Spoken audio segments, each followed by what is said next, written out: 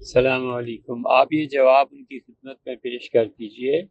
کہ ایک ہوتا ہے ہاتھ کا بازو کا کسی ہڈی کا ٹوٹ جانا، اور ایک آپ نے بچوں میں دیکھا ہوگا، خاص طور پہ جو چھوٹے بچے ہیں گود کے،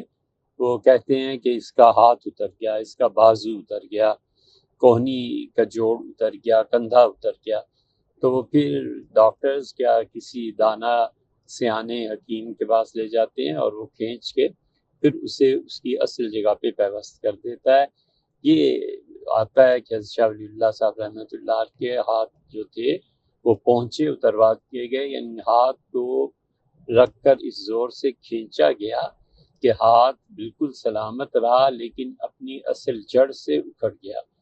تو وہ کلائی سے جو اکھڑا ہاتھ ہے اسے کہتے ہیں۔ اسی طرح فرض کیجئے کہ انہوں نے کھینچا ہوگا تو کلائی جہاں جا کر اوپر کوہنی پہ پوری ہوتی ہے، وہاں سے انہوں نے کھینچ دیا اور کوہنی سے نیچے والا حصہ ہاتھ کا لٹک گیا، یا کندھے سے کھینچ دیا تو کندھا، کوہنی، اور پھر پہنچا جو ہاتھ کا جوڑ ہے گولائی میں، کلائی میں، وہ تینوں اتار دیے گئے۔ یہ تو ہے اس کا مطلب، یہ ہم نے بھی بیان کیا ہے، لیکن ہمیں اس پہ اشکال تھا کہ یہ کب ہوا ہے، کس نے کیا۔ پھر ہم اس کی بہت تلاش کرتے رہے اور ہمیں کہیں مستند تواریخ میں کہ نہیں ملا۔ یہ جھوٹ گھڑا ہے مرزا حیرت دہلوی نے، اور مرزا حیرت دہلوی کے علاوہ اور کوئی نہیں کہتا، کیونکہ حضرت شاہ ولی اللہ صاحب رحمۃ اللہ علیہ آخری زمانے تک، آخری عمر تک تحریر فرماتے رہے ہیں، دستخط فرماتے رہے ہیں۔ وفات سے چند دن پہلے انہوں نے ایک کتاب لکھنا شروع کی تھی، اور وہ 4-5 صفحات کی تحریر فرمائے تھے کہ وہ اللہ تعالیٰ کے بارگاہ میں پہنچ گئے رحمہ اللہ و نور اللہ مرکزہ۔ شاہ صاحب رحمۃ اللہ علیہ وفات تک کچھ نہ کچھ تحریر فرماتے رہے، اس لیے ہمیں خیال ہوتا ہے کہ مرزا حیرت دہلوی ویسے بھی گپی انسان تھا، اور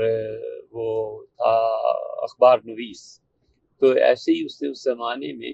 یہ لکھ دیا اور پھر اس کے بعد مورخین نے لے لیا۔ اور مجھے یاد یہ بھی آتا ہے کہ میں نے حضرت مولانا ابوالحسن علی ندوی رحمۃ اللہ علیہ سے دریافت کیا تھا، تو حضرت نے بھی اس واقعے سے لا علمی کا اظہار فرمایا تھا۔ حضرت رحمۃ اللہ علیہ نے یا تو اس لیے لا علمی کا اظہار فرما دیا کہ بہت عمر ہو گئی تھی اور وہ باتوں کو کافی حد تک بھول بھی جاتے، اور یا اس لیے کہ واقعی اس وقت ذہنی حالت حضرت رحمۃ اللہ علیہ کا حضور تھا، ساری چیزیں نظر میں تھی، اور پھر ان کا انکار معتبر ہوتا ہے۔ بہرحال لیکن یہ کہ ہمیں تحقیق سے ابھی تک یہی پتہ چلا کہ یہ مرزا حیرت دہلوی کی روایت ہے، اس کے علاوہ مورخین نے، حضرت شاہ عبدالعزیز صاحب صاحبزادے ہیں رحمہ اللہ، انہوں نے بھی کہیں بھی اس بات کو تحریر نہیں کرنا۔ شکریہ، السلام۔